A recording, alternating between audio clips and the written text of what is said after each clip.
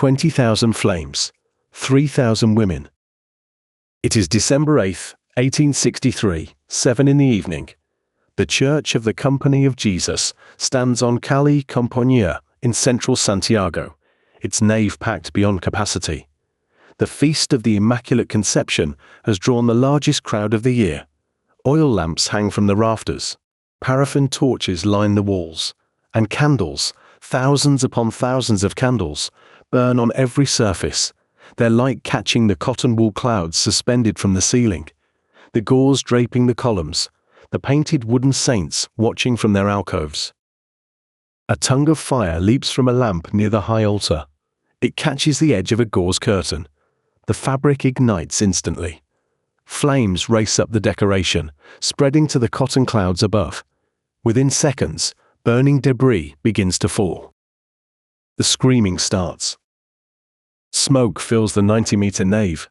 The crowd surges toward the entrance, but there is only one way out. Cut to black. Rewind 6 hours. The Church of the Company of Jesus is Chile's spiritual heart. The Jesuits built the original structure in 1631. An earthquake leveled it in 1647. They rebuilt it grander than before, a Baroque monument stretching nearly 100 meters. Its interior dense with carved wood, gilded altars, and 2 centuries of accumulated devotion. Today marks the climax of the Festival of the 40 Hours, a 3-day celebration of perpetual adoration. Archbishop Rafael Valentin Valdivieso has ordered the church decorated as never before. Workers have spent days transforming the interior into a vision of heaven. Fabric drapes every column. Paper flowers cover the walls. Artificial clouds of cotton and gauze float overhead, supported by wooden frames and wire. And to illuminate this spectacle, the church has deployed an unprecedented display of light. 20,000 individual flames burn inside the building. Oil lamps, paraffin torches, candles on every ledge, every bracket, every available surface. By late afternoon, the crowd begins to gather. The festival draws Santiago's elite, wealthy families, government officials' wives, the devout from every quarter of the city. By tradition and by practice, this is a women's service. The men wait outside or in the plaza. Inside, the nave fills with women in the fashion of the era. Wide hoop skirts, layers of crinoline, highly flammable fabric extending 1 meter in every direction. The church has multiple doors. This is crucial, but the side doors are locked to prevent theft. The rear doors open inward, against the flow of any crowd. Several exits are blocked by temporary altars and decoration. Only the main entrance remains fully functional. It is 4 meters wide. Perhaps 5 people can pass through it at once. And tonight, more than 3,000 worshippers stand between those doors and the high altar.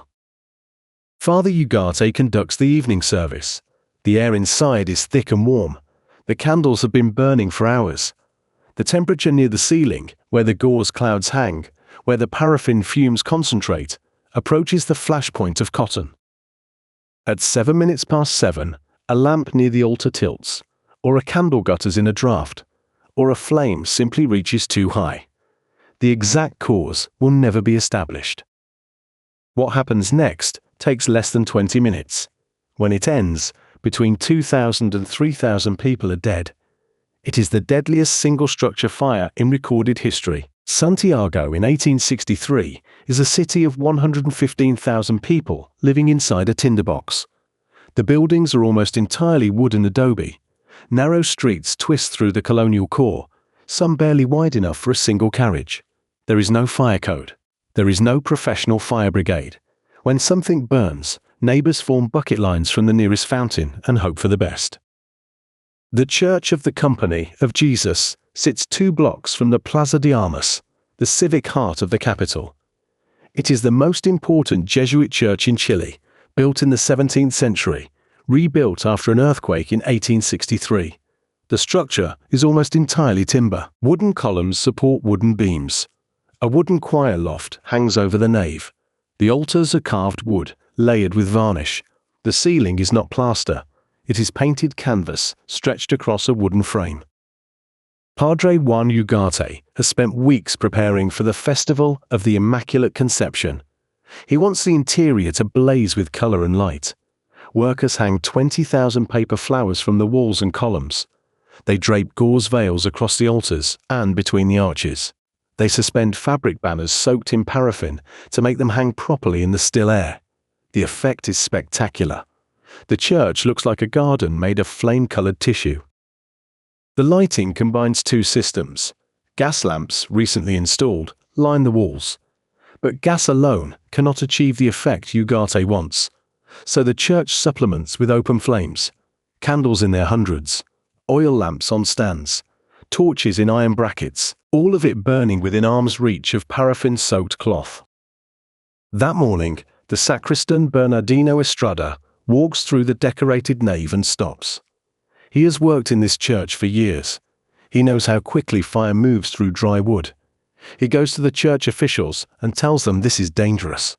The fabric, the paper, the open flames. Something will go wrong. The officials thank him for his concern. The decorations stay. Outside the church, the women of Santiago prepare for the event of the social calendar. The festival of the Immaculate Conception is not optional for the Catholic elite. Absence is noticed, absence is discussed. So they come, nearly 3,000 of them, dressed in their finest. And their finest includes crinolines. The hoop skirt of 1863 is an engineering project. Steel or whalebone hoops hold layers of fabric in a dome shape that can extend 2 meters across. A woman wearing a crinoline cannot fit through a standard doorway without turning sideways. She cannot sit in an ordinary chair. She cannot move quickly without the hoops swinging and catching on obstacles. She cannot run. The fabric of these skirts is light and dry. Cotton, silk, gauze, all of it breathes. All of it burns in seconds when touched by flame. The church of the company has 4 doors. The main entrance faces the street. 2 side doors open into narrow passages. A 4th door leads to the sacristy. None of them are wide. The aisles inside are already cramped by permanent pews. Now fill those aisles with 2,000 women in 2-meter wide skirts. Pack the choir loft with hundreds more, and surround them with 20,000 paper flowers and a ceiling made of painted canvas. Then light the candles. 7 o'clock in the evening. 2,900 people packed into a space built for half that number. The air is thick with incense and candle smoke. Near the altar of the Virgin are lamp tips. Some survivors say a woman's sleeve brushed it. Others say it was simply placed too close to the gauze decorations. The fabric catches. A small flame climbs the decorative drapery. Padre Ugarte sees it first. He shouts "Fuego." The word cuts through the hymns and the murmur of prayer. For 3 seconds, nothing happens. Then everyone moves at once. 3,000 bodies turn toward a single door. The main entrance is 4 meters wide. The math is impossible. The first wave reaches the threshold and compresses. The second wave slams into the first. People in the middle of the nave cannot see what is happening ahead. They only know they must get out. They push harder. The fire spreads faster than anyone expects. The gauze decorations are everywhere, stretched between columns, draped from the ceiling, wrapped around every statue and fixture for the festival of the Immaculate Conception. The flames race along these paths like fuses. 7:02. The first crinolines ignite. The hooped skirts worn by fashionable women of Santiago are made of cotton stretched over steel frames, held wide by layers of petticoats. They catch fire from the hem and burn upward. Women become moving torches, pressing against others in the crush, spreading flames through the crowd.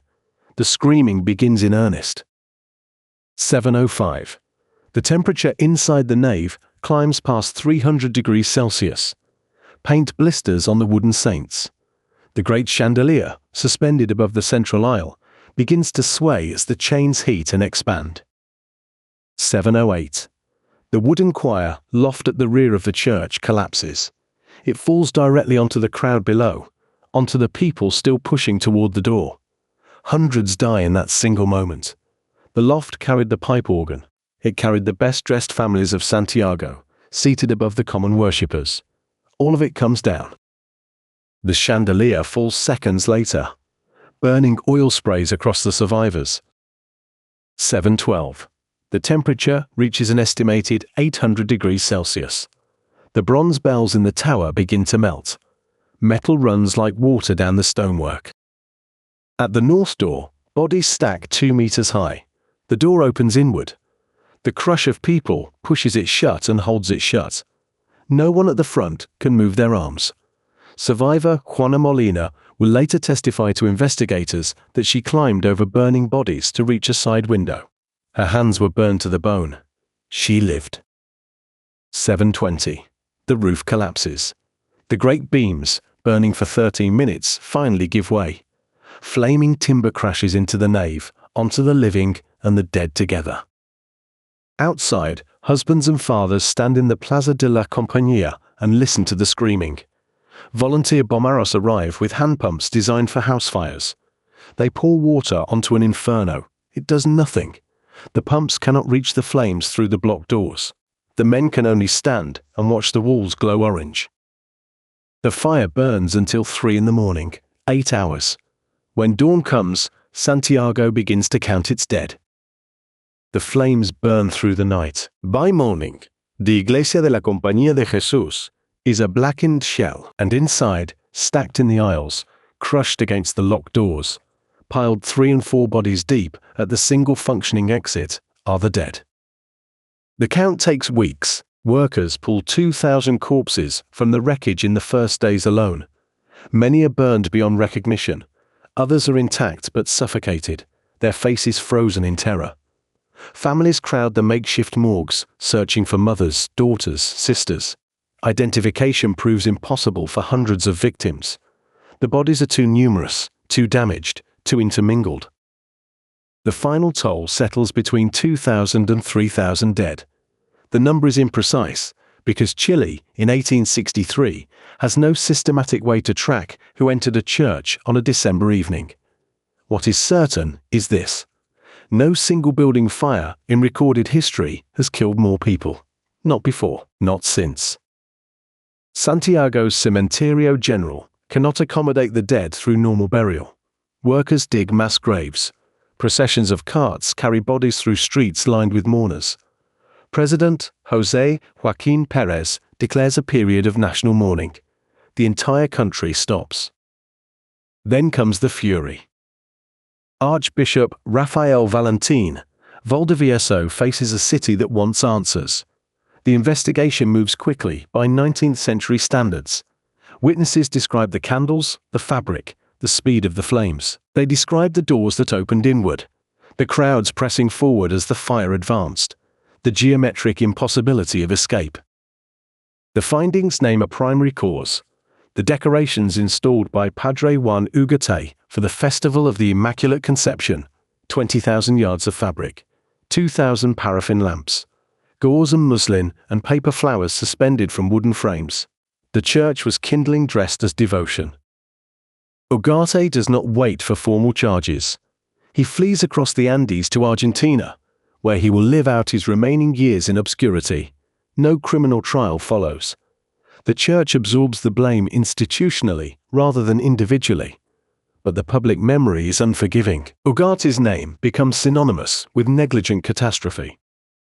The Chilean government responds with legislation. In 1864, the country passes its first comprehensive fire safety codes. The requirements seem obvious in retrospect. Doors in public buildings must open outward. Exits must be clearly marked and sufficient for capacity. Combustible decorations face strict limits. Buildings must provide multiple egress routes. These are the lessons written in the bodies of 2,000 women. The church itself is not rebuilt. The ground where it stood, where thousands died in 12 minutes, is cleared and landscaped. In 1864, it becomes the Jardín de la Compañía, a small public garden. No grand monument rises. No eternal flame burns, just paths and plants and benches in the heart of Santiago. The disaster ripples outward for decades.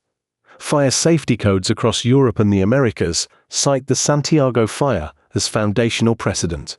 The 1903 Iroquois Theater fire in Chicago, which kills 602 people, prompts reforms that explicitly reference the Chilean codes of 1864.